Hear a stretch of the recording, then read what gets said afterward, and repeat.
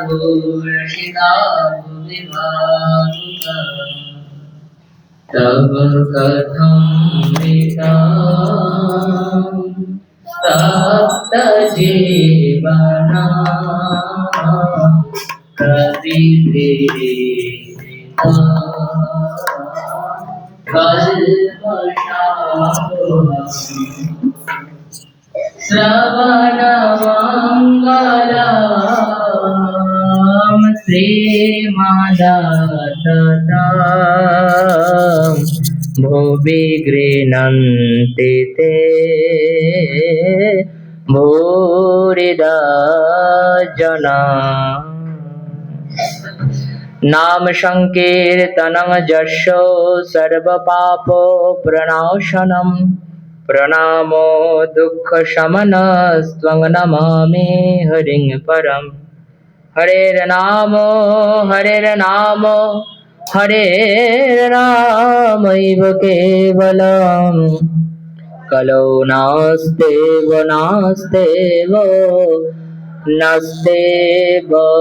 गतिरन्यथा। जय रूप सनातन भट्ट रघुनाथ श्रीजीव गोपाल भट्ट दास रघुनाथ। এই ছয় গোসাইর করি চরণ বন্দন যাহা হইতে বিঘ্ন নাশয় অভীষ্ট পূরণ।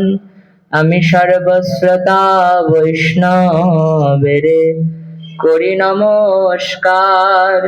সবে কৃপা করে পদধূলি দেহ মস্তকে আমার।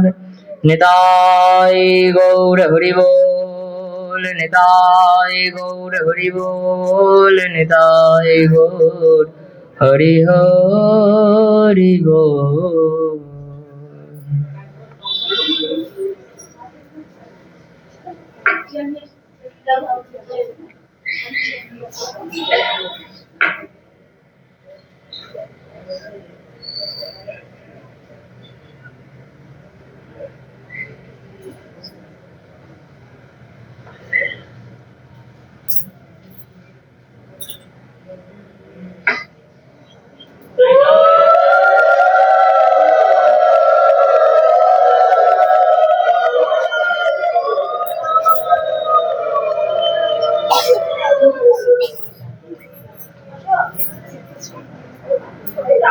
জয় নিতাই, জয় গৌর হরি।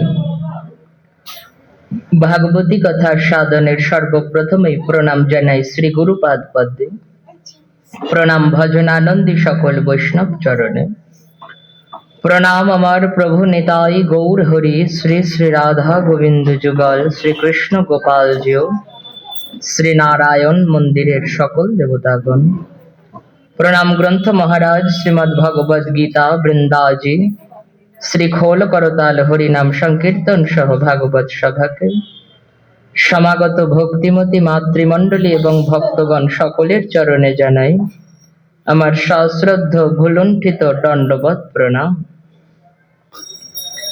আপনারা সকলেই জানেন 1 ডিসেম্বর থেকে ভগবদ গীতা জয়ন্তী তিথির শুভারম্ভ উপলক্ষে বা গীতা জয়ন্তী উপলক্ষে শ্রীমন্দিরে 18 দিন ব্যাপী গীতার 18 অধ্যায় পাঠের অপূর্ব আয়োজন করা হয়েছে।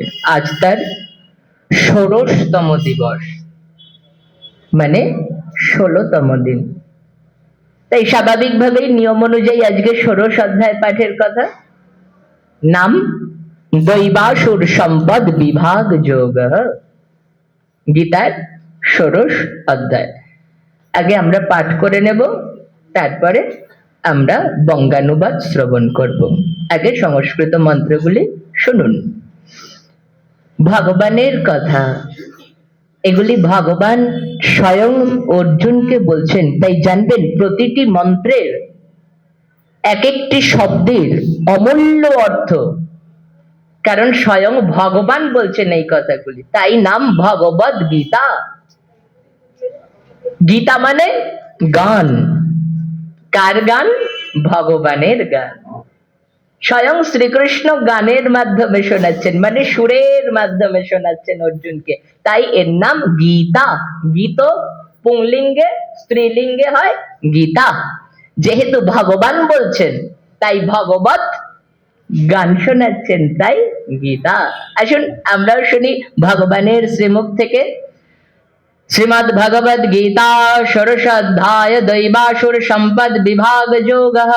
भगवानुवाच अभयं सत्य संशुद्धिर्ज्ञान योगो व्यवस्थितिः दानं दमश्च यज्ञश्च श्राद्धायस्तप आर्जवम् अहिंसा सत्यमक्रोधोस्त्यन्तिरपैशुनम् दया भूतेषु लोलुप्तं मार्दवं हृदचापलम् तेजः क्षमा धृतिः शौचं द्रोहो नातिमानिता भवन्ति सम्पदं दैवीमभिजातस्य भारत दम्भदर्प अभिमानश्च क्रोधः परुषमेव च अज्ञानं चाभिजातस्य पार्थ सम्पदमाशुरीं दैवी सम्पद विमोक्षाय निबन्धाय शुरीमता मा शुचः सम्पदं दैवीमभिजातयसि पाण्डव द्वौ भूतसर्गौ लोके अस्मिन् दैव आशुर एव च दैव विस्तरश प्रक्त आशुरं पार्थ मे शृणु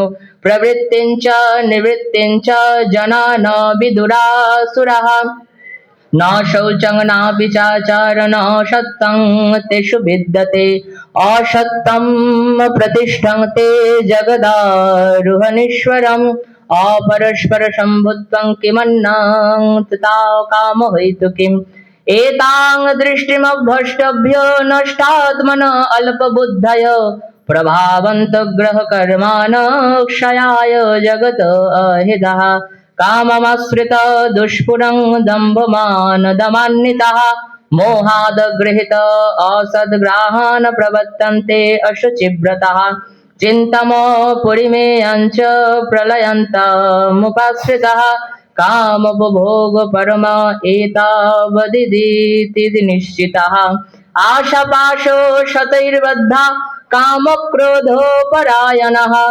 ईहन्ते कामभोगर्थमन्यायेनार्थसञ्चयान् इदमद्य मया लब्धमिदं प्राप्स्ये मनोरथम् इदमस्तेदमपि मे भविष्यति पुनर्धनम् असौ मया हतः शत्रुर्हनिष्ये चापरानपि ईश्वरोऽहमहं भोगी सिद्ध अहं बलवान् सुखी आढ्योऽभिजनवानस्मि कोऽन्योऽस्ति सदृशो मया जक्षे दास्यामि मोदिष्व इत्यज्ञानो विमोहितः अनेकचित्तविभ्रान्ता मोहजालो समावृतः प्रसक्ता कामभोगेषु पतन्ति नरके अशुचौ आत्मसम्भावितः स्तब्धा धनमानमदान्वितः जजन्ते नाम यज्ञस्ते दम्भेन विधिपूर्वकम् अहङ्कारं बलं दर्पं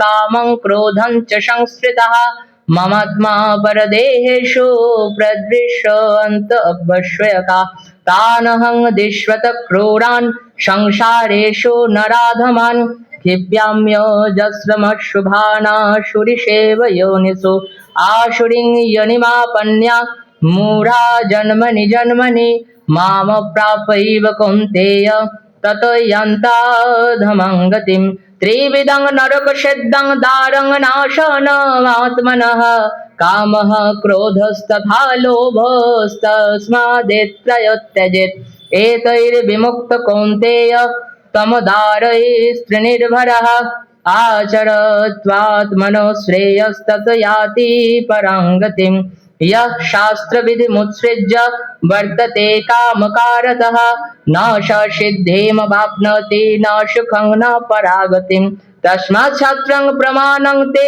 कार्यकार्यो व्यवस्थितो ज्ञात्वा शास्त्रविधानोक्तं कर्म कर्तुमिहार्हसि ज्ञात्वा शास्त्रविधानोक्तं कर्म कर्तुमिहार्हसि इति दैवासुर संपद विभाग योगः नाम षोडश अध्याय सम्पूर्णम्। एतत् पाठफलं श्रवणफलं श्रीकृष्णार्पितमस्तु।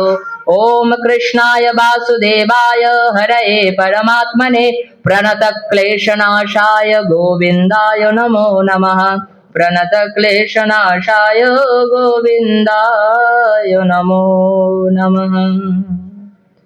শুনলেন গীতার ষোড়শ অধ্যায় পাঠ।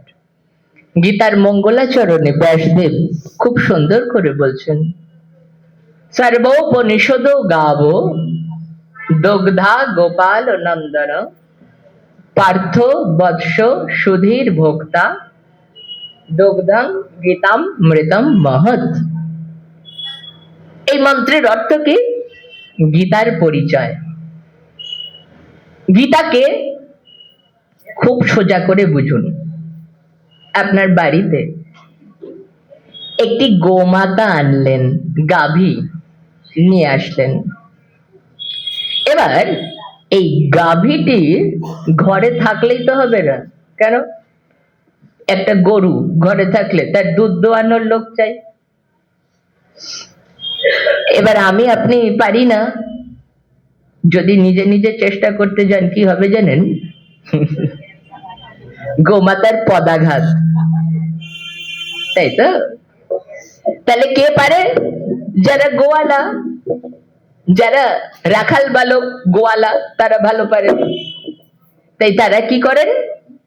তাদেরকে ডেকে নিয়ে আসুন, তারা সুন্দরভাবে গাভীর দুগ্ধ দহন করে দেবেন, মানে গরুর দুধ দইয়ে দেবেন। আবার দুধ দোয়ালেই হবে না, খাওয়ারও তো, পান করারও তো লোক চাই। বেশ, দুগ্ধ পানেরও লোক জুটে গেল, দুধ দোয়ানোর লোক জুটে গেল, গরুটিও জুটে গেল। এখন বলবেন এইসব কথা শুনে আমাদের কি লাভ? গরুর দুধ দোয়ানোর লোক, গরুর দুধ পান করার লোক, আর গরুর দুগ্ধটাই বাকি। এসব জেনে আমাদের কি হবে? একটাই লাভ আছে, কি জানেন?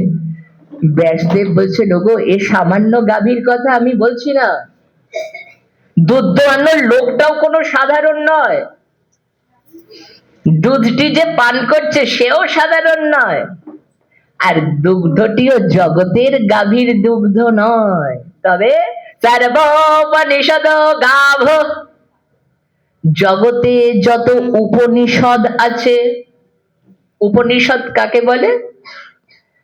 বেদের এমন একটি অংশ উপনিষদ, উপযুক্ত নিষদ। উপনিষদ মানে যেই শাস্ত্র বা বেদের যেই বাক্যগুলিকে পালন করলে আমরা অতি শীঘ্র, মানে খুব তাড়াতাড়ি ভগবানের নিকটে পৌঁছে যেতে পারি, তাকে বলে উপনিষদ। যার দ্বারা খুব তাড়াতাড়ি ভগবানের কাছে যাওয়া যায়, তার নাম উপনিষদ। এরকম বহু উপনিষদ আছে, কঠোপনিষদ, শ্বেতাশ্বত্তর উপনিষদ, বহু উপনিষদ আছে। এত উপনিষদকে ব্যাসদেব এক জায়গায় করে বললেন সর্বোপনিষদ গাভ। তাহলে জগতে যত উপনিষদ সেগুলি কেমন? একটা গাভীর সমান, একটা গাভীর সঙ্গে তুলনা করলেন। এত উপনিষদকে গাভীর সঙ্গে তুলনা করলেন কেন ব্যাসদেব? আপনারা জানেন, গাভীকে আমরা মায়ের সম্মান দিই। আমরা কি বলি? গো মাতা। গাভী আমাদের মা। তার থেকেও বড় কথা, গাভীর শরীরে 33 কোটি দেবতার বাস। গোবিন্দের বড় প্রিয় এই গাভী। দেখুন, প্রতিটি নামের আগে গো শব্দ আছে। গোপাল, গোবিন্দ, তার ধামের নামও গোলক ধাম। গাভীকে বড় ভালোবাসেন। গাভীর শরীরের কোনো অংশ ফেলে দেওয়ার নয়, সব গোবিন্দ সেবায় লাগে। গোদুগ্ধ দিয়ে অভিষেক হয়, গোদুগ্ধ দিয়ে পরমান্ন সেবা হয় গোবিন্দের, গোপুচ্ছ দিয়ে চামড় তৈরি হয়, তার আরতিতে লাগে। আর গোমাতা দেহত্যাগ করলে তার চামড়া দিয়ে মৃদঙ্গ তৈরি হয়, শ্রীখোল তৈরি হয়, যা হরি নাম সংকীর্তনে ব্যবহৃত হয়। তাহলে গাভীকে বড়ই ভালোবাসেন, তার প্রমাণ গোবিন্দের প্রণাম মন্ত্র। নমঃ ব্রহ্মণ্য দেবায় গো ব্রাহ্মণ হিতায় চ জগদ্ধিতায় কৃষ্ণায় গোবিন্দায় নমো নমঃ। গোবিন্দ দুজনকে বড় ভালোবাসেন, গো ব্রাহ্মণ হিতায় চ। যিনি গাভী এবং ব্রাহ্মণদের বড় ভালোবাসেন। তাই গো সেবা করালে এবং ব্রাহ্মণ সেবা করালে, ভক্ত সেবা করালে, বৈষ্ণবকে সেবা দিলে কে আমার আনন্দিত হন? গোবিন্দ। নমঃ ব্রহ্মণ্য দেবায় গো ব্রাহ্মণ হিতায় চ। তাই ব্যাসদেব বললেন, জগতে যত উপনিষদ আছে যা পাঠ করলে তাড়াতাড়ি ভগবানের কাছে যাওয়া যায়, সেগুলি কেমন? একটা গাভীর সমান। গাভী যেমন আমাদের মা, উপনিষদও আমাদের মা। উপনিষদকে মা বলে কেন? গাভীকে কেন মা বলে সেটা তো বুঝলাম, কারণ মাতৃদুগ্ধ পানের পরেই আমরা সবাই গাভীর দুগ্ধ পান করেছি, তাই গাভী আমাদের মা। বেশ, উপনিষদকে মা বলবো কেন? বুঝুন, ব্যাসদেব বলেছে বলে উপনিষদকে মা বলতে হবে, কারণটা কি, লজিকটা কি? কেন বলবো উপনিষদকে মা? তার একটাই কারণ, মা কি করেন বলে দেন, ওরে এটি তোর পিতা। সোজা করে বলি, এই তোর বাবা। বাবার সঙ্গে আমাদের পরিচয় কে করিয়েছিলেন? প্রথম মাই তো। সেই জন্য তিনি প্রথম গুরু। আমরা বলি না মা প্রথম গুরু, দীক্ষা গুরু শিক্ষা গুরু তো পরে, প্রথম গুরু মা। কেন মাকে গুরু বলে? কেন? লেখাপড়া শিখিয়েছেন প্রথম, তাই? ওটা বাইরের কথা। তত্ত্ব কি বলেন? মা চিনিয়ে দিলেন, এই তোর বাবা। মা না চেনালে আমরা চিনতাম কি করে কে মোর পিতা? মা যেমন চিনিয়ে দিলেন, উপনিষদের একটাই কাজ, চিনিয়ে দেওয়া। কে? উপনিষদ বলছেন, তুমি ভগবানকে চেনো না, তুমি জগতের পিতাকে চেনো, তুমি পরম পিতাকে চেনো না। আমাদেরও পরম পিতা আছে, সে কে? উপনিষদ বললেন, ত্বমেব মাতা চ পিতা ত্বমেব, ত্বমেব বন্ধুশ্চ সখা ত্বমেব, ত্বমেব বিদ্যা দ্রবিণম ত্বমেব, ত্বমেব সর্বং মম দেব দেব।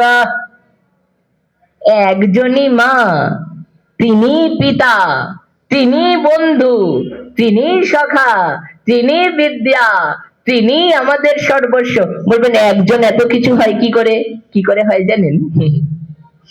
জগতে পিতা পিতাই হন, মা মাই হন, বন্ধু বন্ধুই হন, কিন্তু জগতে একমাত্র আমার গোবিন্দই মা, তিনি পিতা, তিনি বন্ধু, তিনি সখা, তিনি আমাদের সর্বস্ব। কেমন? পিতা মাতা বন্ধু ভাই আত্মীয় স্বজন সবাই একদিন ছেড়ে চলে যাবে, তিনি ছেড়ে যাবেন? বলুন না, পিতা মাতা একদিন চলে যাবেন, বাস্তব সত্য, কেউ আটকাতে পারবেন না। জগতে বন্ধু আত্মীয় স্বজন ততক্ষণ সাথে থাকে, কতক্ষণ? যতক্ষণ ধন সম্পদ নাম ডাক কিছু থাকবে না, পাশে কেউ থাকবে না। কে থাকেন? হরিদিন বন্ধু চিরদিন বন্ধু, জীবের চির সুখে দুঃখে, ভজ ভজ রে অন্ধ চরণারবিন্দ, দুস্তর এ মায়া বিপাকে। এই মায়া বিপাকে পড়েছিলেন একজনই, তার নাম শ্রীমান অর্জুন। শুধু অর্জুন মায়ার বিপাকে পড়েন নাই, আমরা সবাই মায়ার বিপাকে পড়ে গেছি। অর্জুন যখন মায়ার বিশেষ পাকের মধ্যে পড়ে গেলেন, বিপাক মানে কি বুঝুন, বিপাক শব্দটার অর্থ বিশেষ পাক। পাক মানে কাদা, বিশেষ। এটা যেমন তেমন কাদা না, জগতের কাদা গায়ে লাগলে জল দিন ধুয়ে যাবে, সংসারের মায়ার কাদা যার গায়ে একবার লেগে গেছে শত জল দিয়ে ধুলে ওই কাদা ওঠে না। এ কাদা এমনই। ঠাকুর শ্রী রামকৃষ্ণদেব কি বলতেন? সংসারে থাকবে কেমন ভাবে? পাকাল মাছের মতো। এত মাছ থাকতে পাকাল মাছের নাম বললেন কেন? ঠাকুর জানেন সংসার তো মায়ার কাদায় ভরা, পাকাল মাছের মতো যে থাকবে সংসারের মোহমায়ার কাদার মধ্যে, কৃষ্ণ নাম করো বদন ভরে, মায়ার কাদা তোমার গায়ে লাগবে না। কোনো মায়ার ক্ষমতা নেই তোমাকে স্পর্শ করবে। অর্জুনের দিকে আসুন, তাকান। সর্বোপনিষদ গাভো, জগতে এত উপনিষদ আছে, সব আমাদের সংসারী মানুষের মতো পাঠ করা সম্ভব নয়। আমরা কটা শাস্ত্র পড়তে পারি সারাদিনে? এই কালকেই কি বলবো, দুঃখের কথা, এক মা বলছেন আমার গীতা পড়ার সময় নেই, গর্ব করে আমার গীতা পড়ার সময় হয় না। শুনে খুব দুঃখ পেলাম। এক ভক্ত পাশে ছিলেন, তিনি বললেন কেন, যখন পুজো দাও তখন বলবে না না না সময় হয় না। ভাবুন, যে গীতা আমাদের মায়ের সমান। সর্বোপনিষদ গাবো, জগতে যত উপনিষদ আছে সব উপনিষদের সার কথা বলেন গীতা। এই জন্য কোন উপনিষদ পড়তে হয় না তার, যে শ্রীমদ ভগবত গীতা অধ্যয়ন করেন তার সব পড়া হয়ে যায়। এক দেব দেবকী পুত্রং এব এক শাস্ত্রং দেবকী পুত্র গীতম। শাস্ত্রকে আমরা সেই শাস্ত্রকেই মানি। কোন শাস্ত্র? যেই শাস্ত্র হরি গুণগান করেন, যেই শাস্ত্রে যস্মিন শাস্ত্রে পুরাণে বা হরি ভক্তির ন দৃশ্যতে শ্রতব্যং নৈব কর্তব্যম যদি ব্রহ্মা স্বয়ং বদেত। এই মন্ত্রটার অর্থ খুব সুন্দর, জানেন? আরেকবার বলি, যস্মিন শাস্ত্রে পুরাণে বা হরি ভক্তির ন দৃশ্যতে শ্রতব্যং নৈব কর্তব্যম যদি ব্রহ্মা স্বয়ং বদেত। অর্থটা খুবই সোজা, ধীরে ধীরে বললে বোঝা যাবে। কেমন জানেন? জসমিন মানে যে শাস্ত্রে পুরাণে বা, অর্থাৎ যে শাস্ত্রে অথবা পুরাণে হরি ভক্তির ন দৃশ্যতে, হরি ভক্তির কোন দৃশ্য নেই। আবার বলি, যে শাস্ত্রে বা যে পুরাণে হরি ভক্তির কোন দৃশ্য নেই, যস্মিন শাস্ত্রে পুরাণে বা হরি ভক্তির ন দৃশ্যতে, যে শাস্ত্রে হরি ভক্তির কোনো কথা নেই, শ্রতব্যম নৈব কর্তব্যম, সেই শাস্ত্র শুনবে না। যদি ব্রহ্মা স্বয়ং বদেত, যদি ব্রহ্মাও সেই শাস্ত্র পাঠ করতে বসে, ওই শাস্ত্র শুনবে না, উঠে চলে যাবে। কোন শাস্ত্র? যে শাস্ত্রে আমার হরির গুণগানের কথা নেই। ভাবুন, মহাজন এই কথাই সোজা বাংলায় বললেন, যার মুখে ভাই হরি কথা নাই, তার কাছে তুমি যেও না। যার মুখ হেরি ভুলে যাবে হরি, তার মুখ পানে চেও না। যার মুখে ভাই হরি কথা নাই, তার কাছে তুমি যেও না। যার মুখ হেরি ভুলে যাবে হরি, তার মুখ পানে চেও না। আমরা তো তাই করি, যার মুখে হরি কথা নাই তার কাছেই যাই, আর যার মুখ দেখলে হরিকে ভুলে যাই তার মুখে দেখি। কিন্তু না, সাধু সাবধান। আসুন ফিরে যাই প্রসঙ্গে।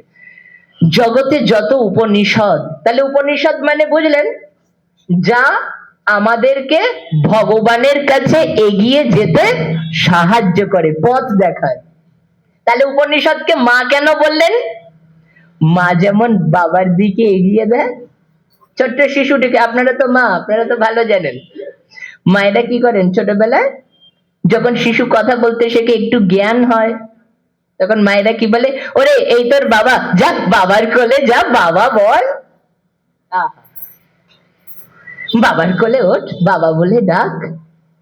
মায়ের কথা শুনে আমরাও বললাম বাবা, এতক্ষণ কিন্তু চিনতাম না, কিন্তু মা বলেছে মানে ইনি আমার বাবা, বিশ্বাস। তাহলে মায়ের বাক্যে যেমন আমরা এক কথায় বিশ্বাস করিনি, হ্যাঁ ইনি আমার বাবা, শাস্ত্রের বাক্যেও এইভাবে এক কথায় বিশ্বাস রাখতে হবে। কি শাস্ত্র বলছেন? এক দেব দেবকী পুত্রমেব। আমাদের আরাধ্য একজনই, তিনি কে? আরাধ্য ভগবান ব্রজেশ তনয় তদ্ধাম বৃন্দাবনম। আমাদের আরাধ্য ভগবান কে? ব্রজেশ তনয় বৃন্দাবন নন্দন। দাঁড়ান, এখানে একটা প্রশ্ন আছে। বলবেন বাবা আজকে তো গীতা পাঠ হচ্ছে, তাহলে এখানে কি এটা বলতেই হবে আরাধ্য ভগবান ব্রজেশ তনয়? ব্রজেশ তনয় মানে কি? যিনি বৃন্দাবনের নন্দের নন্দন কৃষ্ণ। এটা যখন ভাগবত পাঠ হয় তখন বললে মানায়। আচ্ছা, নন্দের নন্দন কৃষ্ণ কি কুরুক্ষেত্রে গীতা শুনিয়েছিল অর্জুনকে? না। কে শুনিয়েছেন? বসুদেব সুতং দেবং কংস চানুরমর্দনম দেবকী পরমানন্দং কৃষ্ণং বন্দে জগদ্গুরুম। গীতার মঙ্গলাচরণ। বসুদেব সুতং দেবং, সুত শব্দের অর্থ সন্তান। পাঠের আগে পরে শোনেন না, আগে জয় জয় যশোদা নন্দন শচী সুত গৌরচন্দ্র। শচী সুত, শচীর সন্তান গৌরচন্দ্র। তাহলে সুত মানে সন্তান। কোন কৃষ্ণ গীতা শোনাচ্ছেন? বসুদেব সুতং দেবং, বসুদেবের সন্তান। তার নাম কি? বাসুদেব। আচ্ছা, ইনি তো নন্দের নন্দন নন, ইনি তো যশোদা নন্দন নন। দেখেছেন? ধরিয়ে দিচ্ছি কিন্তু, ভালো করে শুনুন, ভালো করে বুঝে নিন। তাহলে কেন একটু আগে বললাম আরাধ্য ভগবান ব্রজেশ তনয় স্তধাম বৃন্দাবনম? গীতায় বৃন্দাবনের কথা কোথায়? গীতায় নন্দের নন্দনের কথা কোথায়? গীতায় রাধারানীর কথা কোথায়? আজও পর্যন্ত বহু মানুষ এই প্রশ্ন রাখেন। গীতা ঐশ্বর্যের, গীতায় মাধুর্যের কথা নেই, রসের কথা নেই, ভাগবতে আছে। জানবেন, বাড়ির ভিতটা, পিলারটি শক্ত না হলে, ভিত যদি শক্ত না হয়, বাড়ি যে কোনো সময় ভেঙে পড়তে পারে। তাই তো বাড়ির ভিতটা তো আগে শক্তপোক্ত বানাতে হবে। ভিত শক্ত হবে না, বাড়ি যখন তখন ভেঙে পড়বে। ভিত শক্ত তো বাড়ি বছরের পর বছর থেকে যাবে। আমাদের ভজন জগতের ভিত কোনটি জানেন? শ্রীমদ্ ভাগবত গীতা। বাড়ির পাঁচিল, চারদিকে চারটে দেওয়াল হচ্ছে ভাগবত, ভালো করে বুঝুন। ভিত হচ্ছে গীতা। এখন ভিত হলে হবে না, ঘরের চারটে দেওয়াল চাই। ভজন জগতের ঘরের চারটে দেওয়াল হচ্ছে ভাগবত। তাহলে ভক্তি জগতের ভিত গীতা, চারটে দেওয়াল মানে যা আমাদের সুরক্ষা, প্রোটেকশন দেয়, তা হচ্ছে ভাগবত। মশাই, চারটে দেওয়াল থাকলে হবে না, মাথার উপর একটা ছাদও চাই। নালে ধরুন ভিত হলো, চারটে দেওয়াল হলো, মাথার উপর ছাদ নেই, আপনাকে ডেকে দেওয়া হলো, না থাকো। কি বলবেন? বাবা ঠান্ডায় উপরেই তো কিছু একটা দিতে হবে, নাহলে যে মাথায় ঠান্ডা লাগবে। তাহলে ছাদ দরকার। ছাদটা কি? ভিত যদি গীতা হয়, চারটে দেওয়াল যদি ভাগবত হয়, ভজন জগতের মাথার ছাদ হচ্ছে চৈতন্য চরিতামৃতম। যেবা নাহি বুঝে কেহ শুনিতে শুনিতে সেহ কি অদ্ভুত চৈতন্য চরিত। কৃষ্ণ উপজীবে প্রীতি জানিবে রসের রীতি, শুনিলেই হয় বড় হিত। তাহলে তিন গ্রন্থেরই কথা বললাম, গীতা, ভাগবত, চৈতন্য চরিতামৃত। আজকে গীতার কথা। ভিত, বেশ তো, গীতা যদি ভিত হয়, তাহলে গীতায় তো নন্দের নন্দনের কথা নেই, গীতায় তো বৃন্দাবনের কথা নেই। সত্যি তো, আমরা তো পাই না। আচার্যগণ কি বলছেন জানেন? নিজে নিজে পড়লে বুঝতে পারবে না। ভৌতবিজ্ঞানের বইটা যখন প্রথম নিজে নিজে পড়তে বসেছিলাম, ফিজিক্যাল সায়েন্স, ও কিছুই মাথায় ঢোকেনি, সব মাথার উপর দিয়ে চলে গেছে। কি বলে, সব বিভিন্ন সংকেত পড়েছেন তো ছোটবেলায়, ভৌত বিজ্ঞান, ফিজিক্যাল সায়েন্স, কিছুই বোঝা যায় না, নিজে নিজে পড়লে বোঝা যায় না। গেলাম মাস্টার মশাইয়ের কাছে, স্যারের কাছে, স্যার বুঝিয়ে দিলেন, বললাম ও এই ব্যাপার, এবার বোঝা গেল। অঙ্কটা নিজে নিজে কষতে বসেছি, জানা নেই ফর্মুলা, কিভাবে অ্যান্সার বার করবো, কিভাবে উত্তর বার করবো জানি না। মাস্টার মশাইয়ের কাছে গেলাম, ফর্মুলা ধরিয়ে দিলেন, এবার ফর্মুলা ধরে যেই অঙ্ক করলাম সমাধান বেরিয়ে গেল, ফল বেরিয়ে গেল। তাহলে কে চাই? একজন গুরু চাই। গুরুকে, যিনি আপনাকে গোবিন্দের কাছে নিয়ে যাবেন, তিনিই গুরু। এই মায়ার সংসারের অন্ধকুয়ো থেকে তুলে আমাদের যিনি গোবিন্দ পাদ পদ্মে নিয়ে যান, তিনিই হচ্ছেন গুরু, তিনিই গুরু। সংসার দাবানল লীর্হ লোক ত্রাণায় কারুণ্য ঘনা ঘনত্বম প্রাপ্তস্য কল্যাণ গুণার্ণবস্ব বন্দে গুরু শ্রী চরণারবিন্দম। সংসার দাবানল থেকে যিনি আমাদের মুক্তি দেন তিনি গুরু। আসুন, গুরু আমাদেরকে গোবিন্দের কাছে নিয়ে যাবেন। গুরুর কাছে যান, গুরু বুঝিয়ে দেবেন। কে বললো গীতায় বৃন্দাবনের কথা নেই? গুরুদেব ধরিয়ে দেবেন। কে বললো বৃন্দাবনের নন্দনন্দনের কথা নেই? গীতায় কে বললো? গীতায় সব আছে। তার প্রমাণ, দুটো প্রমাণ দিচ্ছি আপনাদের। প্রথম, আচ্ছা গীতার মূল মন্ত্র কোনটি? আপনাদের জানা আছে নিশ্চয়। 700 মন্ত্র। গীতায় 700টি মন্ত্র। 745টি মন্ত্র ছিল, 45টা পাওয়া যায় না, এখন বিলুপ্ত হয়ে গেছে, এখন 700টা পাওয়া যায়।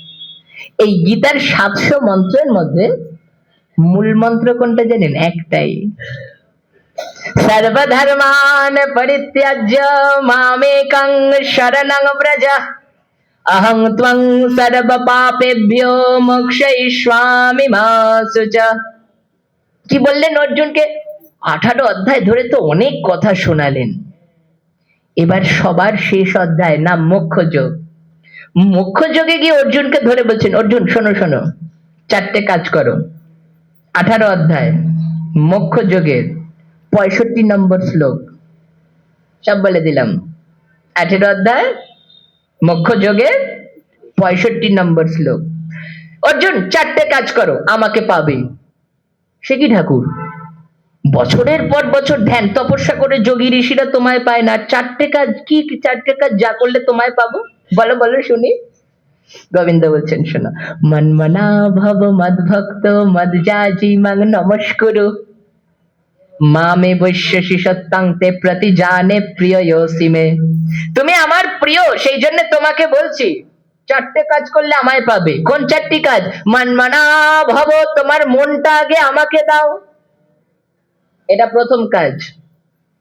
দান ধ্যান পূজা তীর্থ ভ্রমণের কথা বলছেন না, সব পূজার মূল কথা তোমার মনটা আগে আমাকে দাও। একটা কথা জানেন তো, আপনারা 15 দিন ধরে গীতা শুনছেন, নিশ্চয় জেনে গেছেন কি গীতা অর্জুনের জন্য নয়, গীতা আমাদের জন্য। একজন মিডিয়াম তো চাই, মাধ্যম তো চাই, যাকে সামনে দাঁড় করিয়ে রেখে কথাগুলো হবে। আমার কথা যেন আপনারা ভালোভাবে শুনতে পান, একটা মিডিয়াম চাই। উচ্চ স্বরে যেন কথাগুলো সবার কানে পৌঁছে যায়, একটা মিডিয়াম চাই, তার নাম মাইক্রোফোন। এটা মাধ্যম। এটা না থাকলে শুনতে পারবেন, হয়তো এতটা জোরে শোনা যাবে না, তাহলে একটা মাধ্যম আছে। একে সামনে রেখে কথাগুলো বলছি, সবার কানে চলে যাচ্ছে। কানে নয়, প্রাণে যেতে হবে। শুধু কানে গেলে নয়, প্রাণে যেতে হবে। শুনুন, তাহলে অর্জুনকে সামনে রেখে গোবিন্দ জগৎবাসীর উদ্দেশ্যে বলছেন কি? ধরুন অর্জুন হচ্ছেন মাইক্রোফোন, ভগবান কথা বলছেন, অর্জুন সবার কাছে পৌঁছে দিচ্ছেন কথাগুলো। হ্যাঁ, অর্জুনকে মাইক্রোফোন বলার কারণ আছে। গীতায় অর্জুনকেই গোবিন্দ বলেছেন, কৌন্তেয় প্রতি জানিহি নমে ভক্তা প্রণশ্যতি। হে কৌন্তেয়, হে কুন্তি পুত্র, তুমি সবাইকে জানিয়ে দাও, মানে তুমি ঘোষণা করো, তুমি অ্যানাউন্সমেন্ট করো। কৌন্তেয় প্রতি জানিহি, ভালো করে বুঝুন। গোবিন্দ অর্জুনকে বলছেন, অর্জুন তুমি সবাইকে জানাও। অর্জুন বলছেন, আমি কি জানাবো? কি জানাবে? নমে ভক্তা প্রণশ্যতি, আমার ভক্তের কোনো বিনাশ হয় না।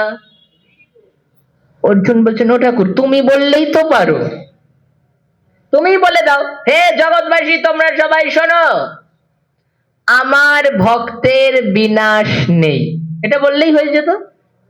না না না, আমি বলবো না অর্জুন, তুমি বলো। কেন? তোমার বলার আমার বলার মধ্যে পার্থক্য কোথায়? আছে অর্জুন, আছে। আমি যদিও বা আমার কথা কখনো লঙ্ঘন করি, আমার ভক্ত যে কথা বলে আমি লঙ্ঘন করি না। আমার ভক্ত প্রহ্লাদ বলেছিল তার পিতা হিরণ্যকশিপুকে, ওই খাম্বার মধ্যেও ভগবান আছে, আমি বৈকুণ্ঠের অনন্ত সজ্জা ত্যাগ করে একটা খাম্বার ভিতর থেকে প্রকট হয়েছিলাম। কোন ঠেকা পড়েছিল ভগবানের খাম্বার ভেতর থেকে বেরোনোর? একটাই কারণ, আমার ভক্ত বলেছে।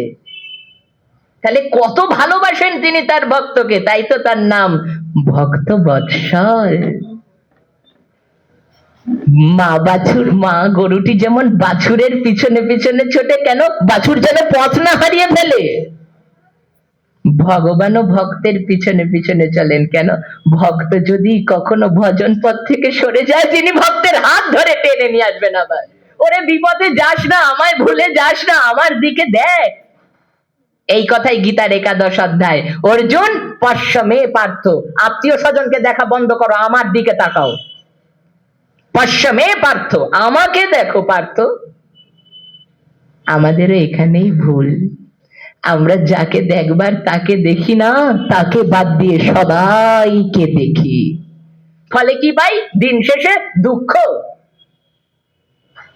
যাকে দেখলে আনন্দ হয় তাকে নয়ন ভরে দেখুন, দেখবেন তিনি আপনার জীবনকে আনন্দে পরিপূর্ণ করে দিয়েছেন। গীতার ভেতর কত শিক্ষণীয় কথা। আসুন, অর্জুন 4টে কাজ করো, আমায় পাবে। প্রথম, মনমনা ভব, তোমার মনটা আমাকে দাও। বেশ, দিতে পারলাম কি না পারলাম সে কথা এখন বলবো না। কারা কারা দিয়েছেন, কারা কারা দিতে পারেন না, সেটা তারাই জানেন, তাই ওটা আমার বলার বিষয় না। আপনারা সবাই দিয়েছেন, আমি তো পারি না দিতে, আপনারা কৃপা করবেন যেন মনটি তার চরণে দিতে পারি। আপনারা দিয়েছেন বলেই তো সবাই ছুটে আসতে পারেন তার কাছে বারবার করে। মন যদি তার চরণে না দেওয়া যায়, তবে কি কেউ এখানে ছুটে এসে তার কথা শোনে? না। আপনারা সকলে মন অর্পণ করেছেন, মনমনা ভব প্রথম। দ্বিতীয়, যে কাজটা করলে আমাকে পাবে, মদ ভক্ত, আমার ভক্ত হও, আমাকে ভক্তি করো। তৃতীয়, মদজাজি, আমায় পূজা করো। চতুর্থ কথা, মাং নমস্কুরু, আমাকে একটা নমস্কার করো, আমাকে পাবে। অর্জুন যেন বলছেন, ও ঠাকুর, 4টে যদি না পারি এমন কি আছে যা করলে তোমাকে পাবই? এই 4টে যদি না পারি, এই 4টে বাদ দিয়ে আরো কি সোজা কোনো পথ আছে? কলির মানুষের জন্য অর্জুনের কেমন প্রশ্ন দেখুন। এই 4টি পথ বাদ দিয়ে, কারণ কলির মানুষ মন সংসারে দিয়ে ফেলেছে, ওই মন তোমাকে দিতে পারবে না। কলির মানুষ তোমার ভক্ত হবে, ভক্ত হওয়া বড় কঠিন ঠাকুর, ভক্ত সাজা যায়, ভক্ত হওয়া বড় কঠিন। ও কঠিন, হতে পারবে না সবাই। তোমার পূজা, বাপরে, লোকে তো এখনো বলে পূজা করার সময় নেই, গীতা পাঠেরই সময় নেই। আপনারা তো শুনলেন, গীতা পাঠেরই সময় নেই, তাহলে পূজা করবে কি করে? অত সময় কোথায়? আর নমস্কুরু, আপনারা সবাই জানেন নমস্কার এখন উঠেই গেছে, কপালে আর নাকে গিয়ে ঠেকেছে নমস্কার। এক হাতে প্রণাম হয় না। শাস্ত্র বলেন এক হাতে প্রণাম করলে তার পূর্ব সঞ্চিত সব পুণ্য নষ্ট হয়ে যায়। আমি অনুরোধ করব, প্রণাম করবেন না তাও ভালো, এক হাতে কেউ প্রণাম করবেন না। না, আপনারা করেন না জানি, ভাগবত শ্রোতা আপনারা, যারা ভাগবত শোনেন তারা এক হাতে প্রণাম করেন না। সব থেকে ভালো 2 হাত জড়ো করে, যদি হাত আটকা থেকে মাথা নত করে দিন, কিন্তু এক হাতে প্রণাম হয় না, তাহলে সব পুণ্য নষ্ট হয়ে যায়। তাহলে 4টি কাজের মধ্যে একটাও তো হলো না, আমার দ্বারাতে একটাও হলো না। মন দেব কি করে? মন সংসারে। তোমার ভক্ত হব কি করে? বড় কঠিন। অনেক সাধনা করলে তোমার ভক্ত হওয়া যায়। প্রহ্লাদকে নারদ ঠাকুর দেখিয়েছিল না হাড়ের পাহাড়। প্রহ্লাদ, তুমি এক জন্মেই হরিকে পেয়েছো, দেখো এই হাড় দিয়ে তোমার পাহাড় তৈরি। এত জন্ম সাধনা করে তবে আজকে মাত্র 5 বছর বয়সে হরিকে তুমি পেয়েছো। তাহলে বহু জন্মের সাধনা থাকলে তার ভক্ত হওয়া যায়, হওয়া যায়, সাজা যায় না, হওয়া যায়।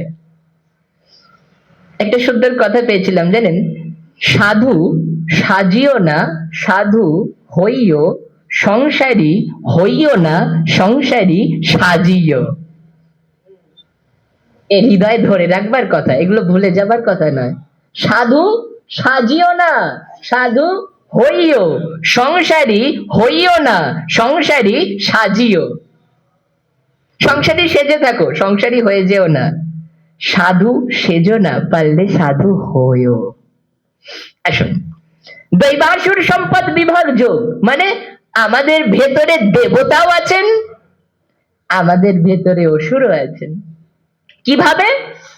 দেবতা আছেন মানে 33 কোটি দেবতা, অসুর আছে মানে সব দৈত্য দানব? না না না না, তা নয়। আমাদের ভেতরে দেবতাদের গুণ আছে, আমাদের ভেতরে আসরিক গুণও আছে। এই আসরিক গুণগুলোকে বলা হয় অসুর, আর দৈবী গুণগুলোকে বলা হয় দেবতা। সেই গুণগুলো কি? আসছি সেই কথায়, একটু দাঁড়ান বলে নি। চারটে কাজ যদি কেউ না পারে কৃষ্ণ, তাহলে কি করবে? যাতে সোজা ভাবে তোমায় পাওয়া যায়, অতি সরল ভাবে তোমায় পাওয়া যায়। গোবিন্দ বললেন পরের মন্ত্র, ঠিক ওই মন্মনা ভব মদ্ভক্ত 65 নম্বর মন্ত্র, 66 নম্বর মন্ত্রেই বলছেন গোবিন্দ কি, সর্বধর্মান পরিত্যাজ্য মামেকং শরণং ব্রজ। মনে রাখতে হয় কোন মন্ত্রের পরে কোন মন্ত্র। কেন? প্রতিটা মন্ত্রের সঙ্গে প্রতিটা মন্ত্রের একটা কানেকশন আছে, একটা যোগ আছে। দেখলেন, চারটি কাজ না করতে পারলে কোন কাজটা করলে আমাকে পাবে? সর্বধর্মান পরিত্যাজ্য মামেকং শরণং ব্রজ। এতক্ষণ তোমাকে একটা দড়ি দিয়ে আমি বাঁধছিলাম, এই করো সেই করো, বুঝে নিন। এতক্ষণ গোবিন্দ কি বললেন? এটা করো সেটা করো, এটা করো সেটা করো, চারটে কথা বলেছেন, তাই তো? বেশ, তোমাকে বাঁধছিলাম এই করো সেই করো বলে। এবার কি বলছি জানো? কিচ্ছু করতে হবে না, সব বাদ দাও। সর্বধর্মান পরিত্যাজ্য, সব ছেড়ে দাও, ছেড়ে দাও, কিচ্ছু ধরতে হবে না। আমরা কি বলি? মায়া মোহ ছাড়ে না। সত্যি করে বলেন তো, মায়া মোহ ছাড়ে না? না আমরা মায়া মোহকে ছাড়ি না? আমরাই তো ধরে আছি। সংসার ছাড়ে না, সংসার ছাড়ে না, নাকি সংসারকে আমরা ধরে রেখেছি, সংসারকে আমরা ছাড়ি না? ঠাকুর রামকৃষ্ণদেব বলতেন দু নৌকোয় পা দিলে তার ভজন হয় না। কেমন যেন, এক হাতে সংসারও ধরবে আর এক হাতে হরিকেও ধরবে, তাহলে কি আর হয়? তাহলে কি করবে? সংসারে থাকো, সংসারে থেকেই তাকে ডাকো। কিভাবে? দুই হাত দিয়েই তার চরণ জড়িয়ে ধরো, তবে না তাকে পাবে। বুঝুন অর্জুন কিভাবে গোবিন্দকে আশ্রয় করেছিলেন। প্রভু আমার কেউ নেই, হে সখা, হে কৃষ্ণ, তুমি একমাত্র আমার রক্ষাকর্তা, তুমি আমাকে এই বিপদ থেকে উদ্ধার করবে, আমার বিশ্বাস আছে তোমার উপর। আজকে অর্জুনকে শিখিয়ে দিচ্ছেন, আমার ভক্ত যদি না হতে পারো, আমাকে মন যদি দিতে না পারো, আমার পূজা যদি করতে না পারো, আমায় নমস্কার করতে যদি না পারো, নিজেকে সঁপে দিতে পারবে আমার চরণে? এর থেকে বড় দান আর কিছু নেই অর্জুন, সেটা জানো তো? রোজ তো আমরা তার চরণে ফুল চন্দন তুলসী দিই, নিজেকে দেওয়া হয়েছে কি? আত্মনিবেদন কি হলো? সারেন্ডার, আত্মনিবেদনম শরণাগতি, এটাই তো হলো না। কিন্তু আপনারা জানেন নববিধা ভক্তির মধ্যে সর্বোচ্চ ভক্তি শ্রবণম কীর্তনম বিষ্ণু স্মরণং পাদ সেবনম অর্চনম বন্দনম দাস্য সখ্য আত্মনিবেদনম। এই আত্মনিবেদন কে করেছিল বলুন দেখি? বলবেন বলি রাজা। ওটা বাইরের কথা, ওটা ঐশ্বর্যের কথা হয়ে গেল। কিন্তু আমরা যে মাধুর্যের কথা শুনি, ভাগবত যে মাধুর্যের কথা বলেন, ঐশ্বর্যে বলি রাজা করেছিল, ঠিক, এতে কোনো ভুল নেই। কিন্তু জানেন তো, কি কয়েকদিন আগে এক ভক্ত প্রশ্ন করলেন, আচ্ছা বলি রাজা যে আত্মনিবেদন করলেন, তাহলে তাকে কেন মহাদানী বলা হয় না? মহান দাতাকে, মহান দানীকে একজনই, আমার মহাপ্রভু। মন্দিরের বাইরে বেরিয়ে দেখবেন এই উপরের দেওয়ালে লেখা আছে, আপনে করি আস্বাদনে শিখাইল ভক্তগণে প্রেম চিন্তা মনির প্রভু ধ্বনি, নাহি জানে স্থানাস্থান যারে তারে কইলা দান মহাপ্রভু দাতা শিরোমণি। সব দিকে খেয়াল রাখতে হয়, বেরিয়েই উপরের দেওয়ালে তাকাবেন, এই শ্লোক লেখা আছে চৈতন্য চরিতামৃতের। আবার বলি, আবার শুনুন, এর কথা যত শুনবেন তত মঙ্গল, একবার শুনলে বোঝা যায় না। আপনে করি আস্বাদনে শিখাইল ভক্তগণে প্রেম চিন্তা মনির প্রভু ধ্বনি, নাহি জানে স্থানাস্থান যারে তারে কইলা দান মহাপ্রভু দাতা শিরোমণি। এবার সেই ভক্তের প্রশ্ন ছিল, মহাপ্রভুর দানের সঙ্গে বলি রাজার দানের পার্থক্য কোথায়? সুন্দর প্রশ্ন, এ ফেলে দেবার মতো কথা নয়। বলি রাজাও দান করেছে, নিজেকেই দান করে দিয়েছে গোবিন্দের চরণে, আর মহাপ্রভুকেও বলা হচ্ছে দাতা শিরোমণি। তাহলে মহাপ্রভুর দানের সঙ্গে বলি রাজার দানের পার্থক্য কোথায়? মহাপ্রভু যদি দাতা শিরোমণি হয়, বলিকে দাতা শিরোমণি কেন বলা যাবে না? বলি তো নিজেকে দিয়ে দিয়েছে।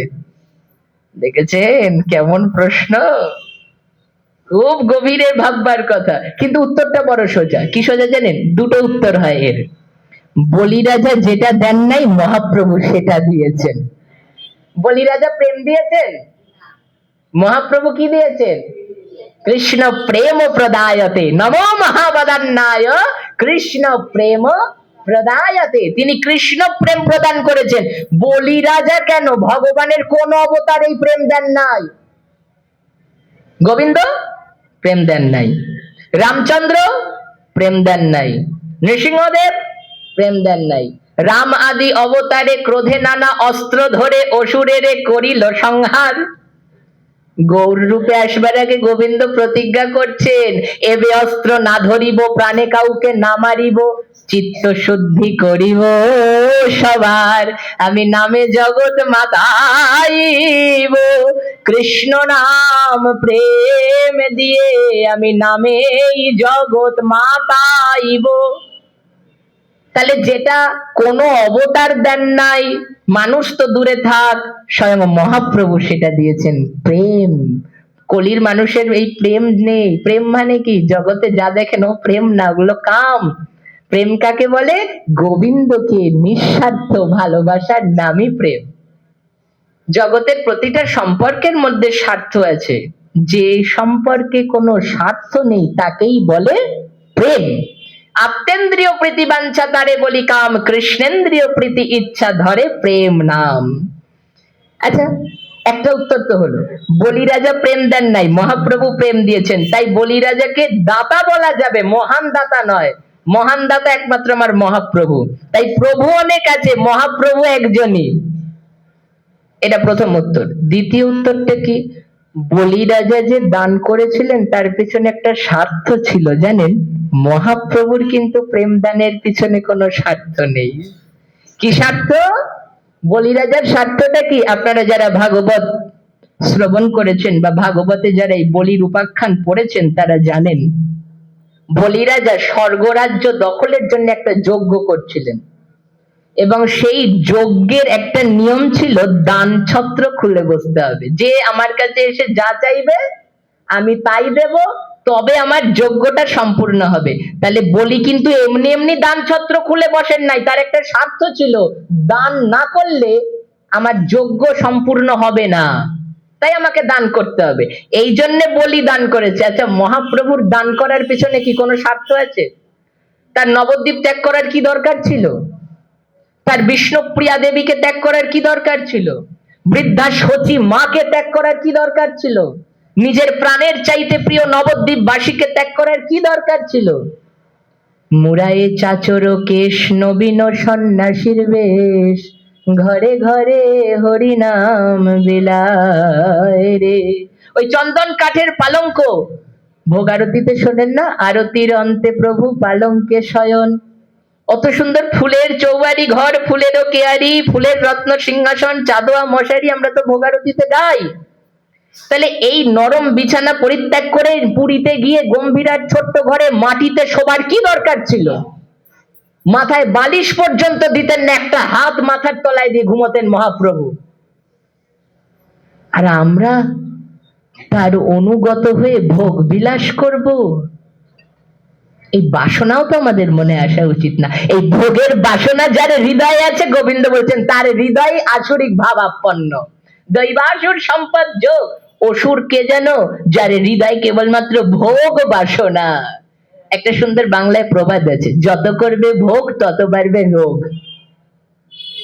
যত ভোগ করবে গোবিন্দ পাবে না, তত রোগ বাড়বে।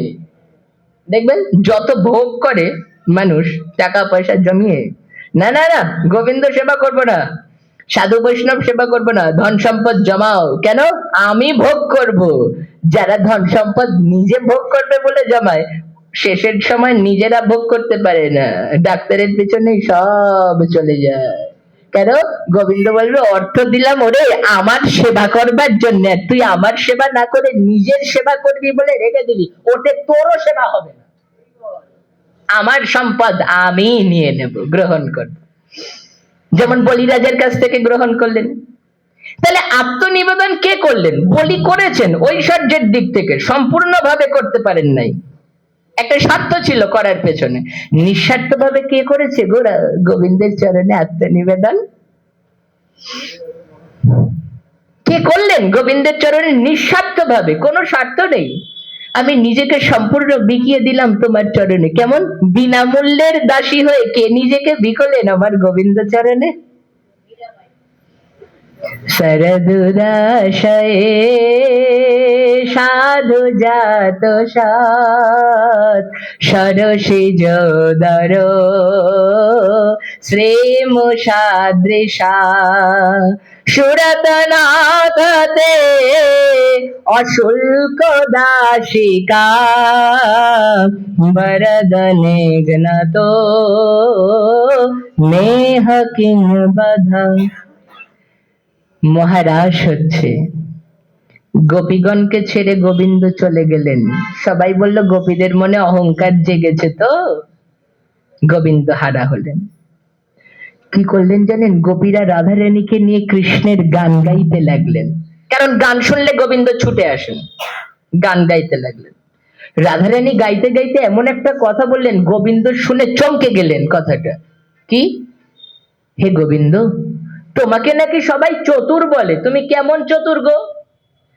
বিনামূল্যের দাসী পেলে তাকে কি কেউ মেরে ফেলে? বিনামূল্যের দাসী পেলে তাকে কি কেউ মেরে ফেলে?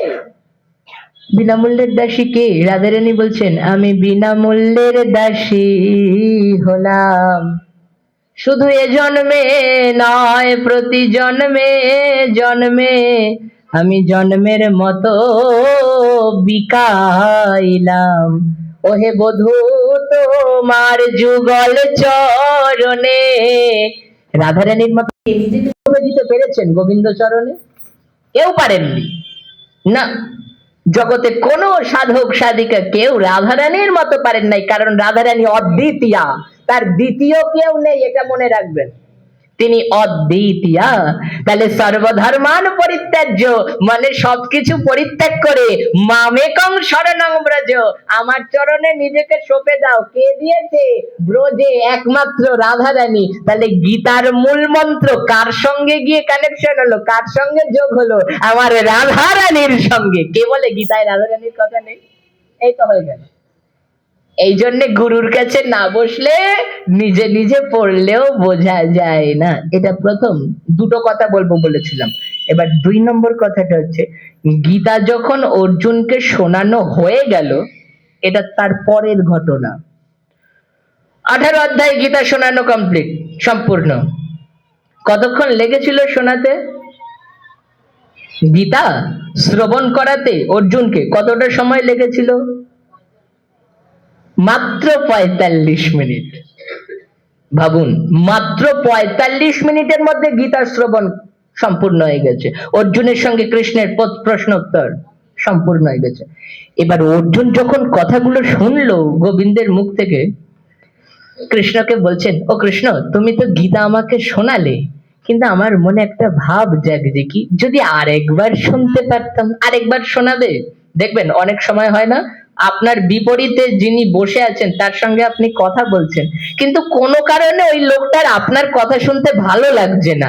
দেখবেন সে অন্যমনস্ক হয়ে গেছে। মুখ দেখলে তো বোঝা যায় কে আমার কথা শুনছে আর কে অন্যমনস্ক। মুখ দেখলে বুঝতে পারবেন। তাই যে অন্যমনস্ক হয়ে গেছে তাকে কি বলবেন? অবশ্যই শুনছেন তো? যখন বলবেন হ্যাঁ হ্যাঁ হ্যাঁ শুনছি শুনছি, বলবেন কি শুনলেন? এই রে, ওটা তো বলতে পারবো না। কেন? শুনছেন তো, তাহলে বলতে পারবেন না কেন? না, শুনছিলাম কিন্তু শোনার মতো শুনি নাই। শুনছি কিন্তু শোনার মতো শুনিনি। অর্জুন কি শোনার মতো শোনে নাই? ঠিক শুনেছে। তাও গোবিন্দকে বলছে, যত শুনি ততই তো ভালো লাগে, যদি আরেকবার গীতা শোনাতে। গোবিন্দ বলছেন, ওটা আমি আর পারবো না। আমি গীতা দ্বিতীয়বার শোনাতে আর পারবো না। প্রথম শুনিয়েছেন কাকে? ইমাং বিভাষ্যতে প্রক্তাং, প্রথম গীতা জ্ঞান শুনিয়েছেন সূর্যদেবকে। অর্জুন এই কথা 4th অধ্যায় শুনে তো, জ্ঞান যোগে শুনে তো আশ্চর্য হয়ে গেল। এ কি, তোমার জন্ম আর আমার জন্ম তো এই একই সময়ে, মানে একই যুগে, হ্যাঁ, দাপর যুগে। আর সূর্যদেব কবে থেকে আকাশে উঠছেন, তুমি সেই সূর্যকে গীতা জ্ঞান শুনিয়েছো প্রথম? কি করে? গোবিন্দ বলছেন, অর্জুন তোমার জন্ম আমার জন্ম জগতে বহুবার হয়েছে, তোমার সেটা মনে নেই, কিন্তু আমার সেটা মনে আছে। তাই শোনো অর্জুন, প্রথম আমি এই গীতা জ্ঞান প্রদান করেছিলাম সূর্যদেবকে। সূর্য সে দেব সেই গীতা জ্ঞানটি প্রদান করেছিলেন মনুকে, ব্রহ্মার পুত্র মনু, যেই মনুর থেকে এই মানব প্রজাতির উৎপত্তি। মনু তার শিষ্য ইক্ষ্বাকুকে এই গীতার জ্ঞান দিয়েছিলেন। দেখুন পরম্পরা হয়ে আসছে গীতার জ্ঞান, কিন্তু মাঝখানে এই গীতার জ্ঞানটা বিলুপ্ত হয়ে গেছিল। গোবিন্দ দেখলেন এই গীতার কথা যদি মানুষ না জানতে পারে, মানুষের কাছে যদি গীতার কথা না পৌঁছায়, মানুষ তো জীবন পথে এগোতে পারবে না। গীতা পড়লে কেউ সন্ন্যাসী হয় না, গীতা পড়লে জীবন পথে কিভাবে এগোনো যায় সেই পথটা মানুষ জানতে পারে। অর্জুন কি গীতা শুনে সন্ন্যাসের ঝোলা কাঁধে নিয়ে যুদ্ধ পরিত্যাগ করে চলে গেছিল, নাকি গোবিন্দকে বলেছিল গান্ডীব তুলে দাও আমার হাতে, আমি যুদ্ধ করব? এক মা ভয় পেয়ে আমাকে বলেই ফেলেছিলেন, ছেলে মেয়েকে গীতা পড়াতে ভয় লাগে বাবা। আমি বললাম কেন? যদি সাধু হয়ে যায়, যদি সন্ন্যাসী হয়ে যায়। গীতা সম্বন্ধে অনেক কমেন্টস আমাকে শুনতে হয়, যদি সাধু সন্ন্যাসী হয়ে চলে যায়। আমি বললাম দেখুন মা, বহু জন্মের থাকলে ভাগ্য, বিষয় ছেড়ে হয় বৈরাগ্য। সাধু হওয়া এত সোজা না। আর প্রথম কথা, অর্জুন কি সাধু হয়ে চলে গেছিল গীতা শুনে? না তো। অর্জুন কি বলল? নষ্ট মোহ স্মৃতি লব্ধা তৎপ্রসাদান মায়াচ্যুত স্থিত অস্মি গত সন্দেহ করিষ্যে বচনং তব। গীতা শুনে অর্জুনের 4টে লাভ হয়েছিল। গীতা শুনে কার কি লাভ হয় সেটা যার যার ব্যক্তিগত ব্যাপার, সবার নিজেদের জেনে রাখা ভালো। কিন্তু অর্জুনের কি লাভ হয়েছে সেটা একটু শুনে দিন। গীতা শুনে অর্জুনের কি লাভ হয়েছিল? 4টে লাভ হয়েছিল, সেটা গোবিন্দের কাছে স্বীকার করেছেন। হে কৃষ্ণ, গীতা শুনে আমার 4টি লাভ হয়েছে। প্রথম, নষ্ট মোহ, আমার সব মোহ নষ্ট হয়ে গেছে। এটাই তো প্রথম দরকার। আমরা ভাবি এ সংসারে সবাই আমার আপন। শ্যামা সঙ্গীতটা মনে আছে? ভেবে দেখ মন কেউ কারো নয়, মিছে ভ্রম ভূমণ্ডলে, কেউ কারো নয়। এটা আমরা প্রথম বয়সে বুঝি না, শেষ বয়সে গিয়ে এটা ভালো বোঝা যায়, কিন্তু তখন যার সময় থাকে না। এটাই আমাদের সব থেকে বড় ভুল। শেষ বয়সে গিয়ে যখন বুঝি এ সংসারে কেউ আমার আপন নয়, একমাত্র গোবিন্দই আমার আপন, তখন আর সময়টা থাকে না। অর্জুনও প্রথমে বুঝতে পারে নাই। অর্জুন কি বললেন? এরা আমার আত্মীয় স্বজন। আমার গোবিন্দের কানে কথাটা লাগলো, কি বললে? এরা তোমার আত্মীয় স্বজন। বেশ, শোনালেন গীতা। গীতা শুনে কি বলছেন জানেন অর্জুন? নষ্ট মোহ। গীতা শুনে আমার 4টে লাভ হয়েছে, তার মধ্যে প্রথম, নষ্ট মোহ। আমার মোহ নষ্ট হয়ে গেছে, এটা কেউ আমার আপন নয়। 2 দিনের দেখাশোনা, পথের পরিচয়। রাস্তাঘাটে চলতে গেলে দেখেন না, আপনি কোথাও যাচ্ছেন গাড়িতে করে, ট্রেনে করে, একজন সেখানে যাবে, দুজনের পরিচয় হলো, কথা হলো, এক স্টেশনে নামলেন, আপনি চলে গেলেন একদিকে, সে চলে গেল আরেক দিকে। জগৎটাও সেই রকম। আজকে যাকে খুব আপন মনে হচ্ছে, একদিন সে আপনাকে ছেড়ে চলে যাবে একদিকে, আপনাকেও তাকে ছেড়ে চলে যেতে হবে আরেক দিকে। এটাই তো। কিন্তু এই 2 দিনের মোহটাকেই আমরা মনে করি সবাই আপন আপন আপন। না, তিনি ছাড়া কেউ আপন নয়। অর্জুন বুঝেছেন গীতা শুনে, তাই বলছেন নষ্ট মোহ।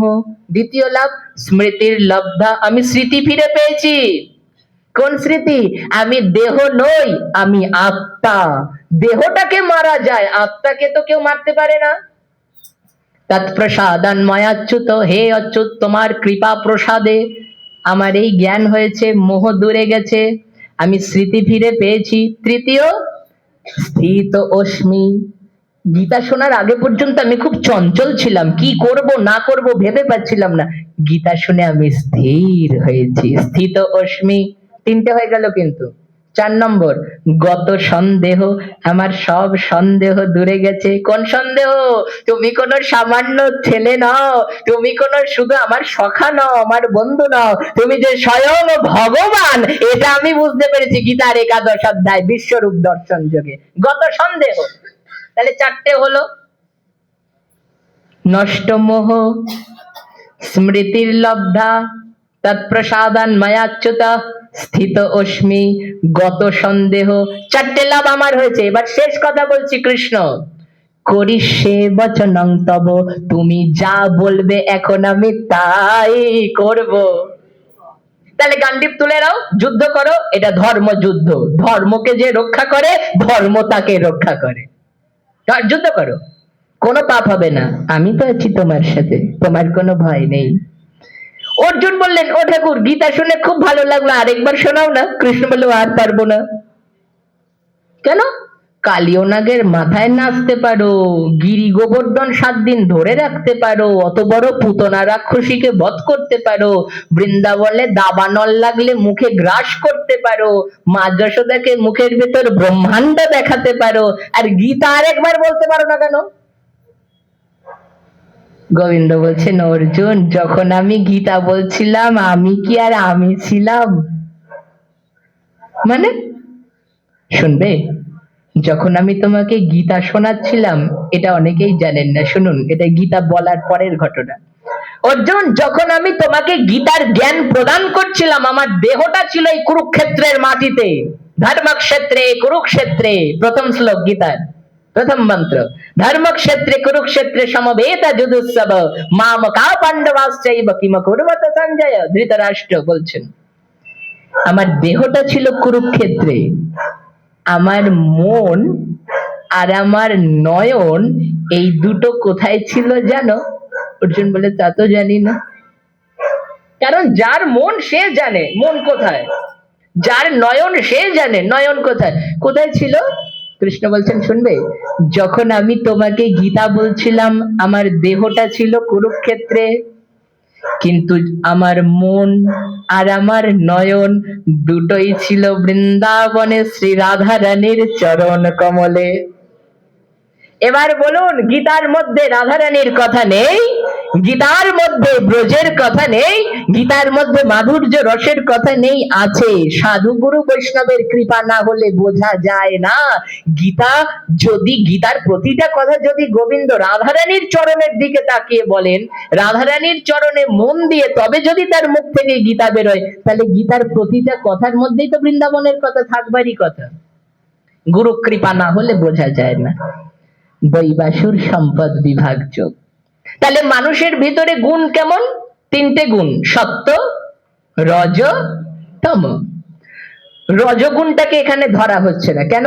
রজগুণ প্রতিটা মানুষের মধ্যে থাকে, কিন্তু এখানে মানুষের কথা বলা হচ্ছে না। এখানে মানুষের ভেতরে যে দুজন বসে আছে তার কথা বলা হচ্ছে, দেবতা আর অসুর। তাহলে মানুষ হয়ে গেল মাঝখানে। বুঝুন, মানুষ মাঝখানে, এক পাশে দেবতা, এক পাশে অসুর। এই দুইজন কার ভেতরে আছে? প্রতিটা মানুষের ভেতরে, প্রতিটা জীবের ভেতরে দেবতাও আছে, অসুরও আছে। দেবতা কিভাবে আছে? গোবিন্দ অর্জুনকে বলছেন, শোনো অর্জুন, 15 অধ্যায় তোমাকে শুনিয়েছি পুরুষোত্তম যোগের কথা, আমার বিভিন্ন মহিমার কথা তুমি শুনেছো। এখন শোনো দৈবাসুর সম্পদ যোগ। আমাকে তো জেনেছো, এবার নিজেকে জানো, নিজেকে চেনো। কারণ নিজেকে না চিনলে, নিজেকে না জানলে ভগবানকে জানা যায় না, ভগবানকে চেনা যায় না। নিজেকে চেনো, আত্মানাং বৃদ্ধি। নিজেকে চেনো। অর্জুন বললেন, চিনি না, তুমি চিনিয়ে দাও।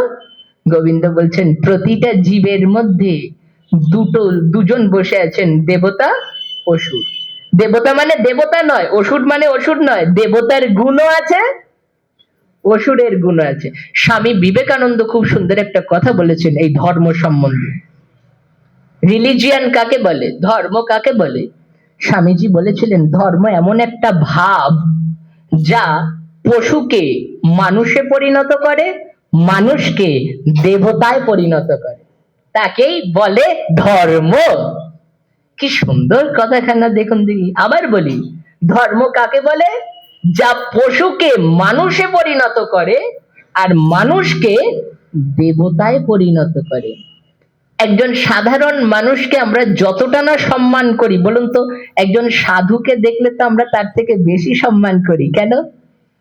ধরুন কোন সাধু হেঁটে যাচ্ছেন, তিনিও তো মানুষ, আর একটা সাধারণ মানুষ হেঁটে যাচ্ছে, তিনিও মানুষ, দুজনেই কিন্তু মানুষ, মনুষ্য দেহকে তারা আশ্রয় করে রয়েছেন। কিন্তু সাধারণ মানুষটাকে দেখলে আমরা প্রণাম করি না, আমরা একজন সাধুকে দেখলে তার পায়ে হাত দিয়ে প্রণাম করি। কেন? এখানেই ধর্মের গুরুত্ব। যিনি ধর্মকে আশ্রয় করেন সবাই তাকে আশ্রয় করে। ধর্মকে কারা আশ্রয় করেছে? জগতে যত সাধু তারা ধর্মকে আশ্রয় করেছে, আর আমার আপনার মতো সাধারণ মানুষ ওই সাধুর চরণ আশ্রয় করেছি। কেন? আমরা জানি সাধুর চরণ ধরলে তিনিই আমাদের গোবিন্দের কাছে নিয়ে যাবেন। গীতা কোনো কৃষ্ণ অর্জুন সংবাদ শুধু নয়। আমি কি বলি জানেন? মহাজনেরা বলছেন কি গীতা শুধু কৃষ্ণ অর্জুন সংবাদ নয়, গীতা হচ্ছে গুরু আর শিষ্যের সংবাদ। গুরুকে গোবিন্দ, শিষ্যকে অর্জুন। অর্জুন নিজে স্বীকার করেছেন প্রথম অধ্যায় বিষাদ যোগের শেষে, আমি তোমার শিষ্য হলাম, তুমি গুরু রূপে আমাকে আমার যা ভালো হয় সেই জ্ঞান উপদেশ করো। তবে তো গীতা বলা আরম্ভ করেছেন অর্জুনকে গোবিন্দ। এমনি এমনি কি গীতা বলেছেন? আগে নিজেকে নিবেদন করো, তবে না আমি তোমাকে গীতার জ্ঞান দান করব। ছাত্র গিয়ে আগে মাস্টারমশাইয়ের কাছে বলবে আমি জানি না, আপনি কৃপা করে আমাকে শেখান, জানান। আর যদি ছাত্র গিয়ে বলে আমি সব জানি, মাস্টারমশাই বলবে তাহলে যাও নিজেই পরীক্ষা দাও, আমার কাছে এসেছো কেন? বলবে না? গুরুকে কৃষ্ণং বন্দে জগৎ গুরুম। কৃষ্ণ হচ্ছেন জগৎ গুরু, আর অর্জুন শিষ্য। শুধু অর্জুন শিষ্য নয়, আমরা সবাই তার শিষ্য। শিষ্যকে যে শাসন গ্রহণ করে সেই শিষ্য। অর্জুনকে বকা দিয়েছেন না গীতার মধ্যে? বলবেন কোথায় বকা দিলেন? প্রথম কথাটাই বকা দিয়েছেন, প্রথম কথাটাই শাসনের। দ্বিতীয় অধ্যায় খুলুন, সাংখ্যযোগ। সেখানে গোবিন্দ প্রথমেই বলছেন অর্জুন জ্ঞানীর মতো কথা বলছো, মূর্খের মতো আচরণ কেন করছো? এটাই তো শাসন। পণ্ডিতের মতো তো বড় বড় কথা বলছো, কি এরা আমার আত্মীয় স্বজন, এদেরকে বধ করা যাবে না, হ্যাঁ, স্বজন বধের থেকে ভিক্ষা করে জীবিকা নির্বাহ করা ভালো, এই কথাও বলেছে অর্জুন। আত্মীয় স্বজন বধ করবো না, তার থেকে ভালো ভিক্ষা করে জীবিকা নির্বাহ করব, মানে জ্ঞানীর মতো কথা। মূর্খের মতো আচরণ কেন? মূর্খের মতো আচরণ কোনটা? তুমি মারবার কে? আমি তো সবাইকেই মেরে রেখেছি, যার যখন সময় হবে সে চলে যাবে। এটা বোঝো না, আর এটা বোঝো যে এদেরকে হত্যা করার চেয়ে ভিক্ষা করে খাওয়া ভালো।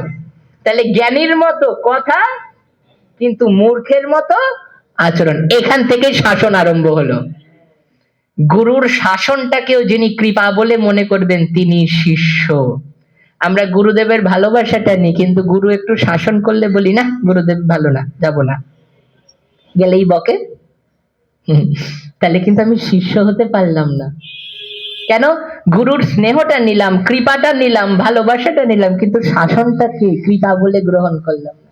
জানবেন, মা সন্তানকে শাসন করে মঙ্গলের জন্য, মাস্টারমশাই ছাত্রকে শাসন করে কল্যাণের জন্য, গুরু ও শিষ্যকে শাসন করে যেন ভগবানের কাছে শীঘ্র পৌঁছে যেতে পারে তার জন্য।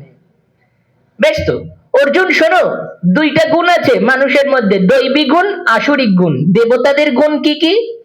যে সকল মানুষের মধ্যে কৃতজ্ঞতা বোধ আছে, দয়াবোধ আছে, যিনি সত্য কথা বলেন, সত্যবাদী, যিনি পবিত্র থাকেন সব সময়, যিনি স্থির থাকেন, যিনি আমার চরণে নিজেকে সমর্পণ করে দিয়েছেন, এই দৈবাসুর সম্পদযোগ আরম্ভ হয়ে গেল। কিন্তু এটাই প্রথম শ্লোকের অর্থ। এই গুণগুলি যার মধ্যে আছে তিনি দেবতার সমান। আবার বলি, যিনি ক্ষমাশীল, সবাইকে ক্ষমা করেন, যিনি সত্যবাদী, যিনি সত্য কথা বলেন, মিথ্যার আশ্রয় নেন না, যিনি কৃতজ্ঞ, পরের উপকার যিনি ভুলে যান না, যিনি আমার চরণে শরণাগত, ধীর স্থির শান্ত, জানবে সেই দৈবী গুণের অধিকারী, সেই দেবতার সমান। আচ্ছা গোবিন্দ, তাহলে অসুর কারা? গোবিন্দ বলছে অসুর কারা জানো? যারা আমাকে ডাকে না, যারা সত্য কথা বলে না, যারা অকৃতজ্ঞ, যারা চঞ্চল, সব থেকে সোজা করে বলি, যারা কাম ক্রোধ লোভের মধ্যে ডুবে আছে, তারাই আসুরিক স্বভাব সম্পন্ন, তারাই অসুরের সমান। এই একটা কথা খুব ভালো করে বুঝবার আছে, কি ত্রিবিধং নরক সেদ্দং, গীতার ১৬ অধ্যায়ের ২১ নম্বর শ্লোক। ত্রিবিধং নরক সেদ্দং দ্বারং নাশনমাত্মনঃ কাম ক্রোধস্তথা লোভস্তস্মাদত্রেয়ং ত্যজেৎ। তিনটে জিনিসকে ত্যাগ করবে অর্জুন। কাম, ক্রোধ, লোভ। এই তিনটে যতক্ষণ তোমার মধ্যে থাকবে ততক্ষণ তুমি অসুর হয়েই থাকবে, দেবতা হতে পারবে না।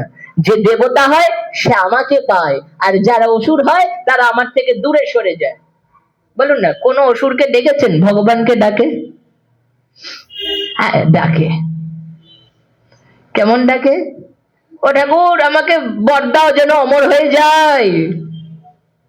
হিরণ্যকশিপু ডেকেছে না ব্রহ্মাকে? ও ঠাকুর আমাকে ধন সম্পদ দাও, টাকা পয়সা দাও, গাড়ি বাড়ি দাও। কত ভাবে ডেকেছেন দৈত্যগণ, অসুরগণ, রাক্ষসগণ ডাকে।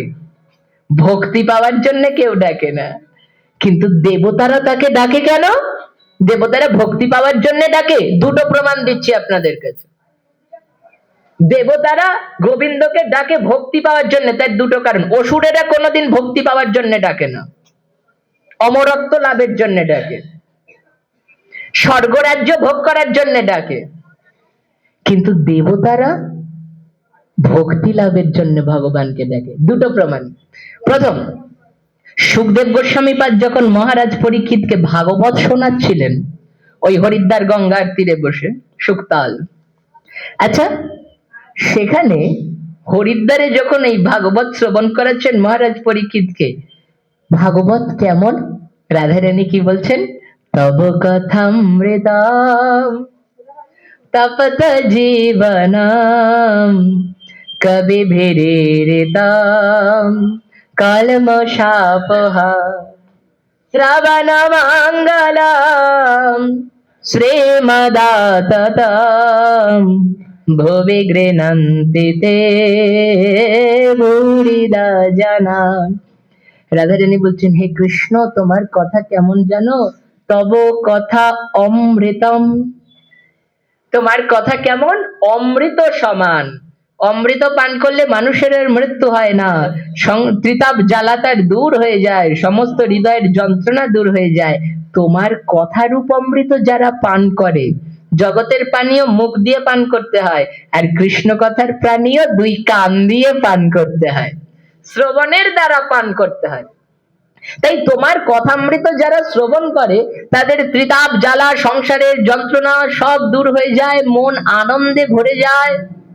তাহলে কৃষ্ণ কথাকে রাধারানী অমৃতের সঙ্গে তুলনা করেছে, এটা মনে রাখুন। তব কথা অমৃতম। এই কৃষ্ণ কথার অমৃত যারা আস্বাদন করেন তাদের কি হবে? গোবিন্দ বলছেন তিনটি নরকের দ্বার, কাম, ক্রোধ, লোভ। কিন্তু দেবতারা এই কাম, ক্রোধ, লোভের মধ্যেই ডুবে থাকেন। দেখুন, দেবতারাও কামনা করেন স্বর্গরাজ্যে, দেবতারাও রেগে যান, ক্রোধান্বিত হন। অসুরদের কথা তো বাদই দিলাম, অসুররা তো কাম, ক্রোধ, লোভে ডুবেই আছে বলেই তারা অসুর। কিন্তু দেবতাদের মধ্যে কি কাম, ক্রোধ, লোভ নেই?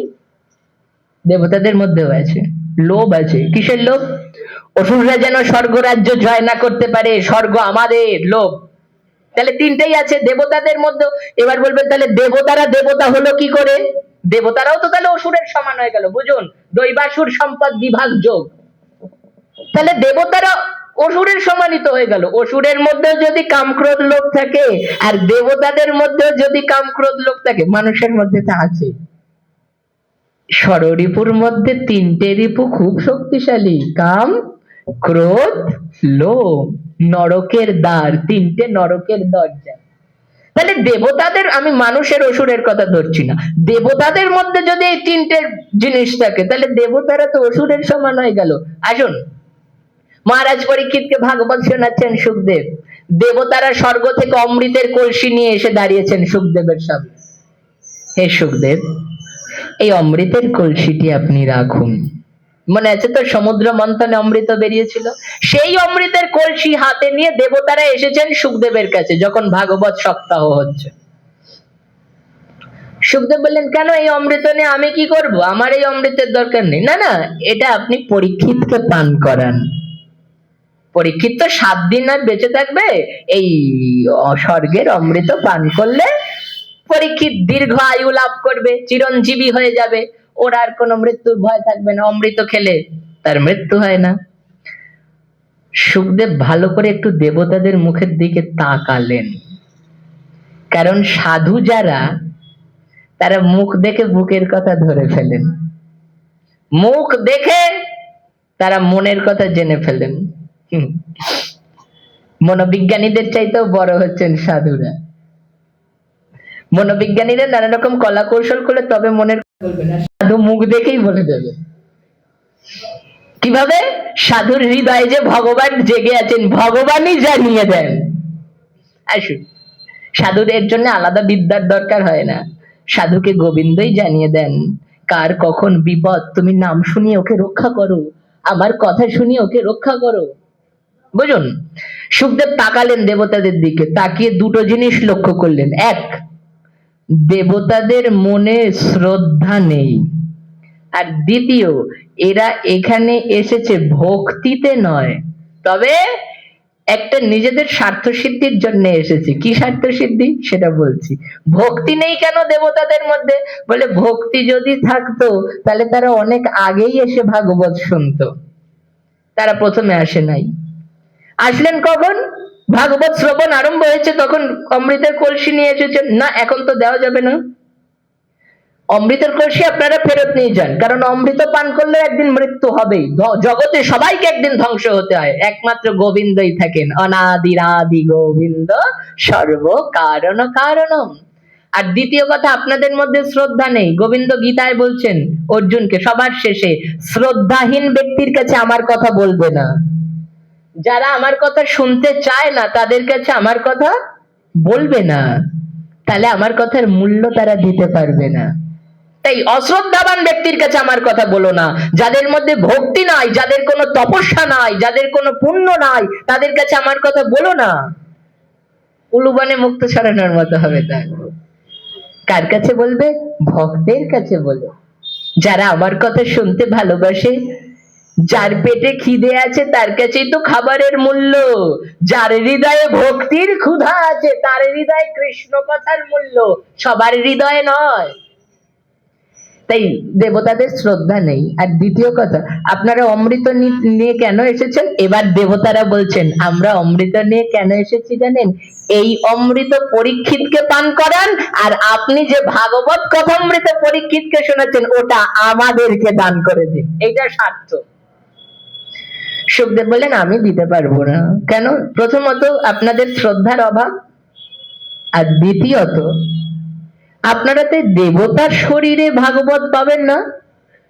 তবে পাবো, তাহলে পাবো, দেবতার শরীরে পাবো না মানে, যখন কথাটা বললেন আপনারা দেবতার শরীরে ভাগবত পাবেন না, তার মানে পাবো।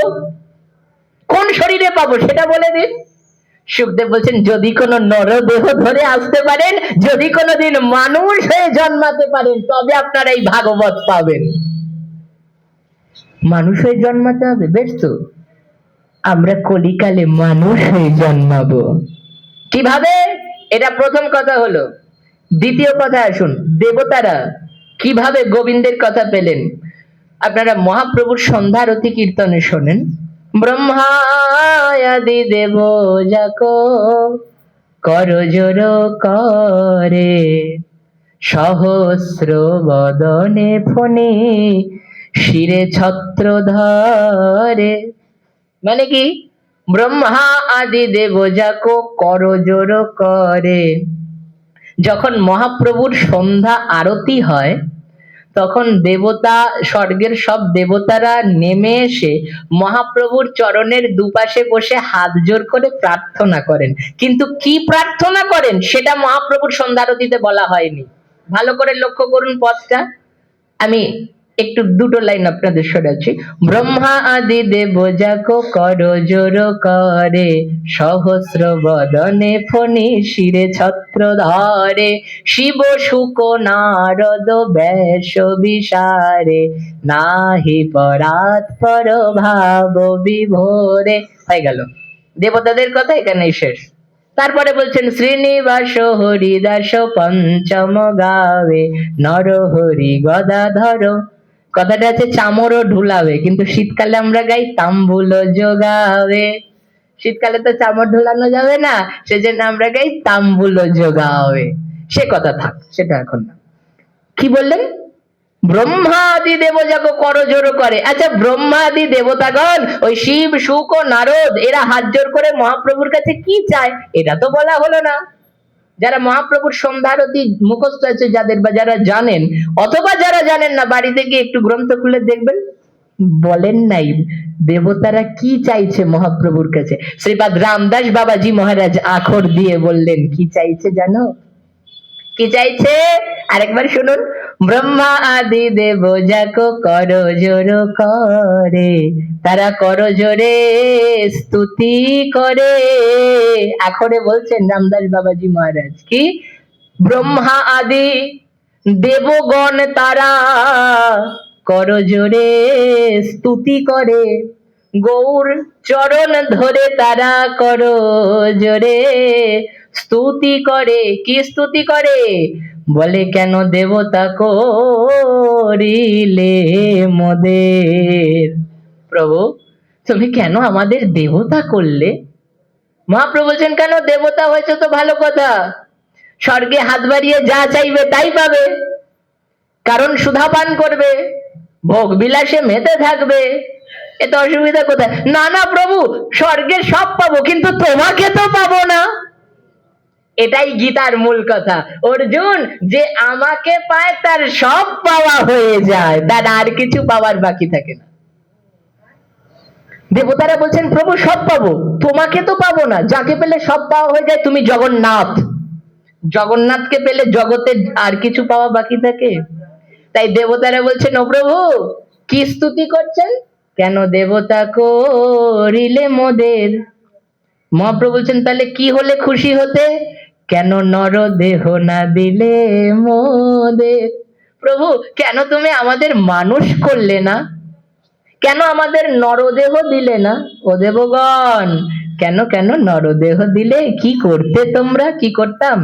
কেন নরদেহ না দিলে মোদের। যদি নরদেহ দিতে তবে তোমার সঙ্গে থাকতাম আর লীলা দেখিতাম। কেন নরদেহ না না দিলে মোদের। এই স্তুতি করছে তারা। ব্রহ্মায়াদি দেব যাকো কর জোর করে, সহস্র বদনে ফণি অনন্তনাগ, শিরে ছত্র ধরে। দেখলেন তো গীতার সঙ্গে আমার মহাপ্রভুর কথা, আমার গৌর হরির কথা। তাই গীতায় সবার কথা আছে, গৌর কথা আছে, আমার রাধা রানীর কথা আছে। তাহলে দেবতারা তারাও কামক্রোধ লোভের মধ্যে মত্ত, কিন্তু কামক্রোধ লোভ কখন তারা ভুলে গেলেন? যখন তারা গৌর ভজন করলেন, যখন তারা গোবিন্দের ভজন করলেন। অর্জুনকে বোঝাচ্ছেন, অর্জুন যে কেবল ভোগের মধ্যে ডুবে থাকে সেই অসুর, আর যে ভোগ বিলাস পরিত্যাগ করে আমার ভজনে ডুবে থাকে সেই দেবতা। বুঝুন দুটোর আগেই ভ আছে, ভোগ ভজন। যে ভোগে ডুবে থাকে সেই অসুর, আর যে ভজনে ডুবে থাকে সেই দেবতা। তুমি যদি আমার ভজন করো তবে তুমি হবে দেবতার সমান, তোমার মন থেকে সব আসরিক ভাব দূরে যাবে। কিভাবে দেবতা হতে হয় কে শেখাবে? আমার ভজন। ষোড়শ অধ্যায়ের শেষ মন্ত্র, তস্মা ছাত্রং প্রমাণং তে কার্য কার্য ব্যবস্থিত জ্ঞাত্বা শাস্ত্র বিধানক্ত কর্মং কর্তুমিহর্হসি। তোমাকে শাস্ত্র বলে দেবে অর্জুন, নিজের মন গড়া ভাবে নয়, যে শাস্ত্রকে আশ্রয় করেছে। শাস্ত্র বলে দেবে কিভাবে ভজন করলে গোবিন্দ চরণ লাভ করবে, আসরিক ভাব দূরে যাবে, দৈবী ভাবের উদয় হবে। যেই দৈবী গুণের অধিকারী হলে তুমি আমাকে লাভ করতে পারবে। শাস্ত্র কি বলেন? সাধু শাস্ত্র গুরু বাক্য চিত্তেতে করিয়া ঐক্য, আর না করিহ মনে আশা, আর না করিহ মনে আশা। তাহলে শাস্ত্র কি বলেন? শাস্ত্র একটাই কথা বলেন, সর্বোপনিষদ গাভ। যেই মন্ত্র দিয়ে পাঠ আরম্ভ করেছি সেই মন্ত্রেই বিশ্রাম দি। দগ্ধা গোপাল নন্দনম। সমস্ত শাস্ত্র উপনিষদ যদি গাভী হয়, গরুর দুধ দোয়ানোর লোক দগ্ধা কে? গোপাল নন্দনম। সব শাস্ত্রের সার নির্যাস কে বলছেন আমাদের কাছে? গোপাল, গোবিন্দ, গোপাল নন্দনম। পার্থবৎস সুধীর ভোক্তা, পার্থ অর্থাৎ অর্জুন সেই গাভীর দুগ্ধ পান করছে, গোবিন্দের কথামৃত আস্বাদন করছে। দুধটা কি? দুগ্ধং গীতামৃতম মহৎ। সেই দুগ্ধ অমৃতটি হচ্ছে শ্রীমদ্ ভগবদ গীতা। আজ আমরা ষোড়শ অধ্যায়ের বঙ্গানুবাদ আস্বাদন করে রাখলাম।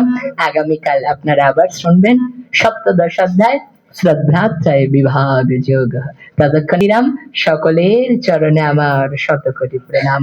জয় নিতাই, জয় গৌর হরি। নিতাই গৌর হরি বল, নিতাই গৌর হরি বল, নিতাই গৌর হরি হরি বল।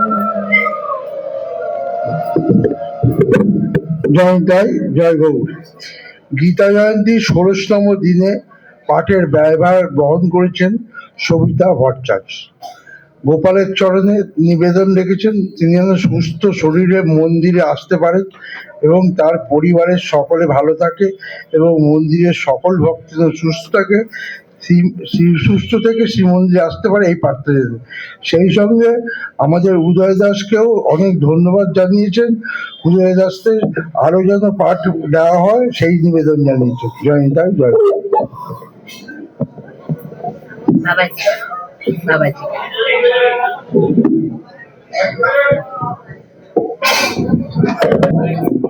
জয় নিতাই। আজকের শুভ হরিবাসর তিথির আপনারা হরিবাসর কীর্তন শুনবেন। গতকাল গিয়েছে শত একাদশী ব্রত, আজকে পক্ষবর্ধিনী মহাদ্বাদশী। সেই জন্য গোস্বামী মতে আজকে এই হরিবাসর তিথি পক্ষবর্ধিনী, যেহেতু মহাদ্বাদশী সেই জন্য মহাদ্বাদশী আমাদের পালনীয়।